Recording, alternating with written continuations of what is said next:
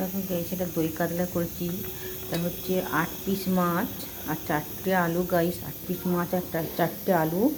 আমি মাটি মাছটা একটু হলুদ নুন দিয়ে সাদা তেলে ভালো করে ভেজে নিয়েছি, হালকা করে ভেজে নিয়েছি। ভেজে নিয়ে 4টে আলু হলুদ নুন দিয়ে সাদা তেলে ভেজে নিয়েছি। নিয়ে গোটা সাদা তেল দিলাম কড়ার মধ্যে, দিয়ে গোটা জিরে, শুকনো লঙ্কা, তেজপাতা, গোটা গরম মশলা, তারপর 4টে পেঁয়াজ কুচি কুচি করে দিচ্ছি, একটা টমেটো দিচ্ছি, আদা রসুন জিরে গুঁড়ো ধনে গুঁড়ো ঝাল গুঁড়ো সব মশলা ভালো করে কষিয়ে নিয়ে তেল ছেড়ে যেতে একটু অল্প করে জল দিই। জলটা দিয়ে ভালো করে ফুটিয়ে আলুগুলো ওর মধ্যে দিয়ে দিলাম। আলুগুলো দিয়ে ওর মধ্যে ফুটিয়ে কটা কাঁচা লঙ্কা দিয়েছি গাইস, সামান্য মিষ্টিও দিয়েছি। দিয়ে তারপর যখন ঝোল ফুটে এলো হয়ে এসছে, তারপর দইটা দিলাম।